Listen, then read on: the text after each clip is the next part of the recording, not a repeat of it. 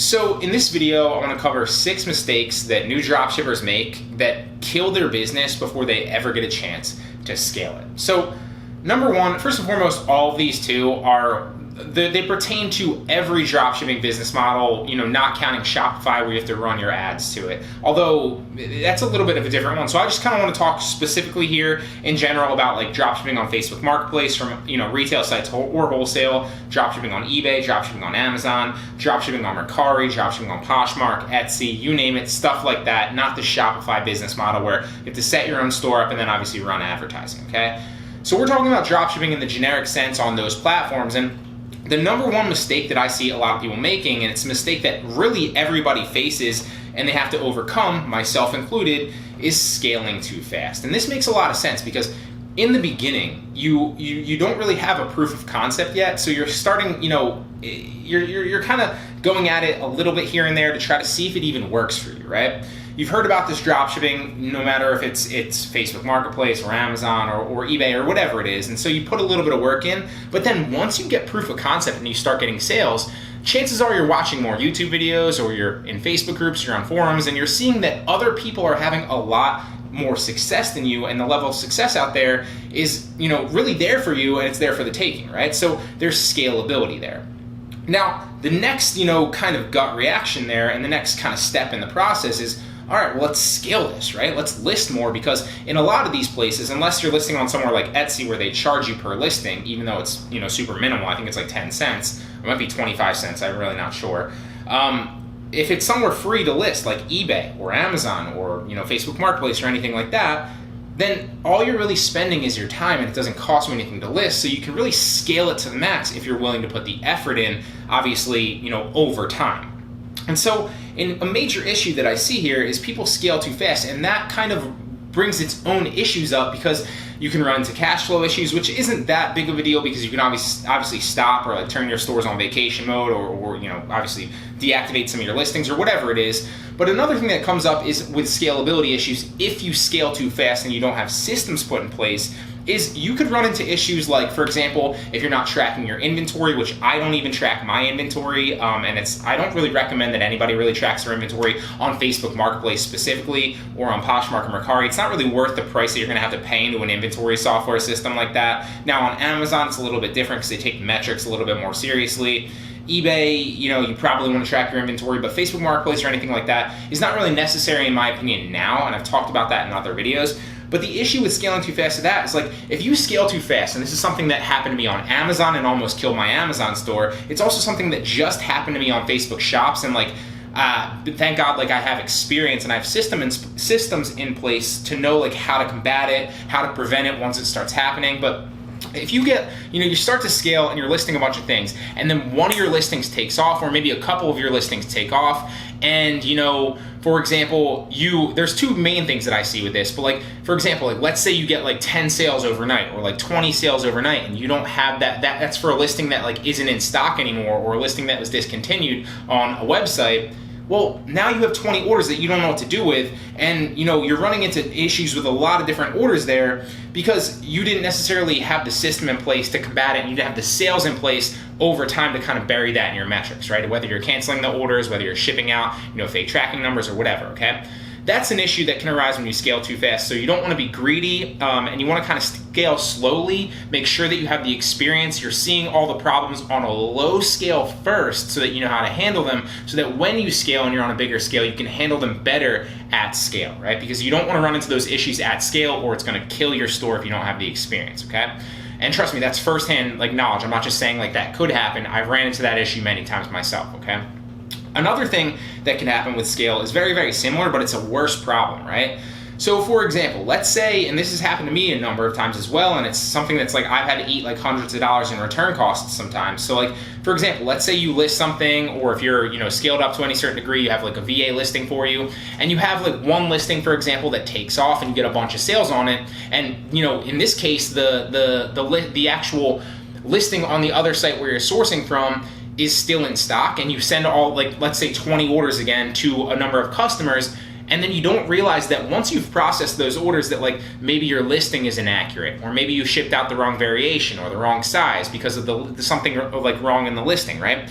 And this has happened to me many, many times, both when I used to do it on Amazon with like variations. That's why I kind of try to stay away from them now. It's also happened to me one time with something on eBay as well. It was like one thing that I talked about in my last video was like soccer nets and soccer goals. So a lot of people would buy this one soccer net that wasn't actually the framed goal. It was just the net, thinking that they got a great deal. And I sold probably I don't know, like 40 or 50 of these. And then almost everybody wanted a refund or a return because they they realized when they got it that it was just the net, not the soccer goal, right? So normally that's not a big deal, but if you run into an eBay seller with an issue that's giving you a hard time and responding slowly, yes, you can get obviously all your refunds back or return all those items if you know what to do and if you're willing to be patient, but it's a freaking headache to do that with a number of orders, right? So that's another issue that can kind of come up, and those are just two examples of things that can come up when you scale too fast, right? So that was a long-winded answer with number one. I'll try to move through the next one's kind of a little bit faster.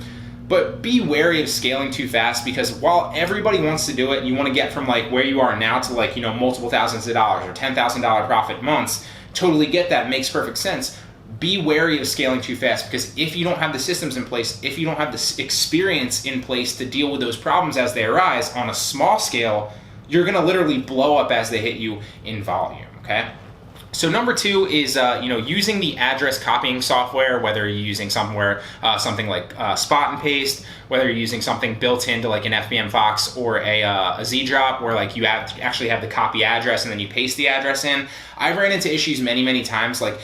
Most of the time it works copy paste, but every once in a while you'll either forget to paste it in there, or on top of that, you'll paste it in and then run into an issue where you might have an apartment number in the other little box there and not realize it, or something goes wrong. Not a lot of times, but every once in a while with the copy software. So I recommend the copy address software. A lot of coffee today. That's why I'm all over the place. So what I recommend is one of two things, right? Either use the copy address software, which I definitely recommend because it can save you a lot of time, and then make sure that you're clicking back and forth and verifying that the address is correct every single time. Don't just jump the gun and assume it copied right every time. Or you might run into an issue where you have a $200 order and you ship it to the wrong address, and then you're screwed and you're out of $200 because you copied and pasted the wrong address, right? I don't want you to run into those problems, so make sure that you're either doing that and verifying it with the software and making sure that you have the right address in there. I know it goes without saying and it's common sense, but a lot of people don't. They just take it for granted that the copy address will paste it in perfectly every single time, and they never forget. Or do what I did when I started and what I recommend to most beginners, literally manually copy it, yourself. If you're using any of the normal beginner methods like Amazon, eBay, Home Depot, Walmart, any of the beginner places that most people go to because they're easy and they have a big product catalog, all of those websites will literally guess where you're shipping it to immediately. So that means that all you have to do is really paste in the person's name, paste in their street address, and most of the time it will come up with the full address, and then you just click OK. And then you don't need to really verify because you know it's perfect every single time. You just click over once, make sure that you have the state and the city right, and bam, you're good to go, okay? So make sure that when you're using the copy address software, it doesn't matter what software you're using, there's a lot of them out there. I recommend Z-Drop, obviously, which is the listing software that comes with that. If you're doing Amazon dropshipping, I obviously recommend Spot and Paste, or eBay dropshipping. Spot and Paste works great as well.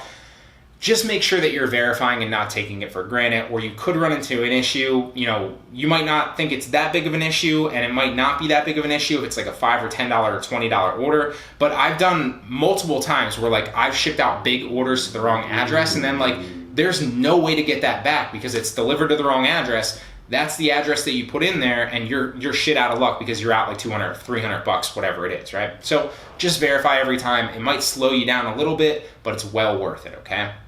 Even at scale. Now, number three is not properly managing cash flow. And this is something that I dealt with specifically on Amazon because I scaled too fast. It's also something, it's not that big of a deal, but it's also something that you kind of want to focus on, because the reason being is if you're not managing your cash flow and checking it every single day, the same thing goes with personal finance. You always want to check your bank accounts, always check your credit cards. If you're not managing your cash flow, you could run into an issue where you wake up with 30 new orders. and you don't have any money or any credit to actually pay for those orders, and that can kill your metrics and you have to cancel all those orders, right? So this is a little problem, but you definitely want to manage cash flow. Also because like you might need to turn off your store so that you give yourself time if you're starting, if you don't have the credit, you don't already have some cash flow, so that you can recoup some of that money so that you can then spend it going forward in the future, okay?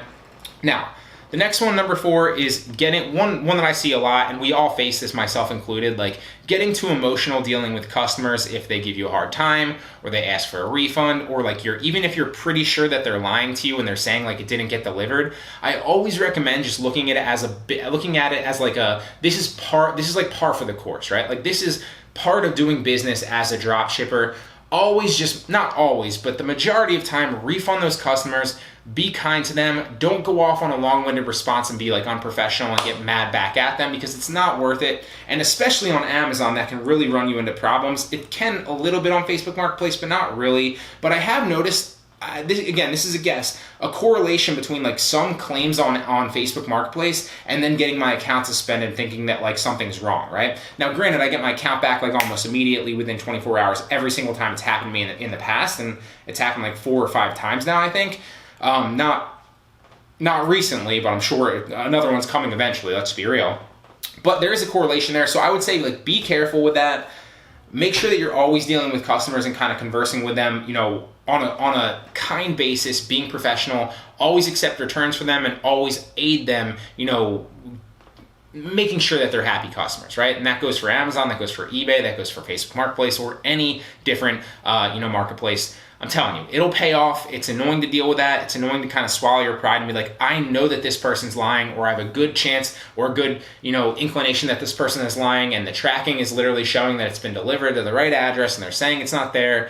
It's not worth it in my opinion most of the time. There are those rare circumstances, but like just refund them, move on to the next customer, and block them as a problem customer in the future, because the majority of sales that you get and the majority of profit will way outweigh the little amount of refunds and annoying customers that you have, right? You want the privilege of doing business on the marketplace. You don't want to risk that for 1 or 2 idiot customers, okay? So take a deep breath before you respond to somebody and get mad, and then, deal with it in a professional manner, even if you think they're lying, even if you know you're right, okay? Number 5, there's 2 more. We're going to cover 6 here, obviously, like I said. Number 5 is not paying attention to your metrics. This is something that obviously Amazon takes super, super seriously. So literally every day, if you're dropshipping on Amazon and eBay as well, although eBay does a little bit better of a job of like warning you, Amazon, you have to check like your metrics tab every single day. Check it every single day, right? Same thing with Facebook Marketplace, go into mobile, go into insights. I have not found a way to do it on desktop yet, which is crazy to me. There's so many different things, like they're all over the place with like what works on desktop versus what works on mobile. But for me, it's mobile. For you, it might be something different, but check your insights tab and your metrics on Facebook Marketplace every single day. It doesn't matter where you're dropshipping, make sure you're on top of your metrics and staying within those parameters, because if you're not, then you could run into an issue where it's like the next canceled order puts you above or below, depending on how they're looking at it, a critical metric that ends up getting your account suspended, right? So just stay above the metrics. Make sure that you're focused on them and paying attention to them and looking at them every single day, okay? If you're looking at it every single day and like it looks great, then chances are obviously you don't need to worry about it, and that's fine, but you still want to check it, because for example, like another thing on Amazon that you'll also see on Facebook Marketplace every once in a while is like if you check it, you'll notice issues faster that maybe aren't aren't like an issue that you did, right? So like for example, if you're looking at your metrics tab on Amazon and you happen to notice that like somebody made a claim that, I don't know, that something was like an inaccurate website description, or like you were listing a product that was like inauthentic or something, you can get ahead of that a lot faster rather than like if you check it once a week and it happened like a week ago. Well, now it's been a week into your metrics and you haven't done anything about it, right? So stay on top of it. It's very, very easy to just check your metrics once a day. Again, once a day, it will pay off, trust me, okay? And finally is not outsourcing or hiring, because, as a beginner, and I'm speaking my language here. I faced this for the past 4 or 5 years, honestly, as an entrepreneur. Like I didn't hire or outsource for the longest time. I know a lot of people face this because you want to keep all the profit. You don't want to give up like $500, $1,000, a couple $1,000, depending on your scale, to hire somebody else, right? But the irony in that is that if you are willing to put some money back into the business and spend it, hiring or outsourcing to other people, you're going to be able to scale a lot faster if you do it correctly, which will then obviously bring more profit into your business over time, consistently for the months to come. So you're not like stuck at like 10K a month or like 15 a month or 5K a month or 20K a month or whatever it is for you. You're able to pour more money back into it. And one thing that it took me a long time to realize, even though like I knew it logically, is like, as two people are literally working on both computers right here, right now for me as I'm recording this video, is like, it doesn't matter how smart I am. And I'm not saying I'm smart, but like, let's say like, it doesn't matter how smart I think I am at like implementing something. It doesn't matter how hard I'm willing to work or if I'm willing to work 20-hour days. I cannot outwork multiple people. And so if you're willing to outsource and hire, you can scale your business so much faster. And honestly, you'll be able to think like big picture things about how to actually scale your business and do the other things that other people aren't able to replicate and hire for. It's just a better way to do it, right? And you won't be as burnout. We all as entrepreneurs, especially when you're starting, face like that burnout phase. But if you can start scaling your business by yourself first and then are willing to outsource and hire, you will avoid burnout, you'll scale a lot faster, and then you'll build a team that you can obviously take with you if it pivots or if something adjusts in the future, right? So I didn't plan this, I kind of rambled on all these, but I really hope that they help. These are literally 6 mistakes that I see all new dropshippers make. I'm not saying they all make all 6 of these, but like they make a combination at least of 1 or 2 of these. Myself, I've literally faced all of these, that's how I know them, and I see people commenting these things in like Facebook groups or forums. I also see beginners that start my course, shameless plug, link in the description if you want Dropship Pro. They're always kind of facing these issues. So to recap, it's scaling too fast. Be careful with that. Make sure you understand, have experience, and have systems in place first. Number 2 is using the address copying software and taking it for granted that it works every time and not verifying that you have the right address in there. Number 3 is not properly managing your cash flow. Number 4 is getting too emotional and getting mad at customers or not refunding customers because you think that they're lying to you. It's a big mistake. I'm telling you, treat it as a business. Just write them off as like an idiot and an expense and then block them in the future. It's never worth fighting over one customer and risking your account or a bad review or something like that, right? Number 5 is not paying attention to your metrics. Check them every single day, no matter the platform. And number 6, finally, is not hiring or outsourcing because you want to keep a good portion of the profit, okay? So I really hope that all those helped. If you have a question, drop it in the comment section down below. I would love to answer it for you. Clearly I can't talk today and I need to end this video. So I'll see you guys in the next one.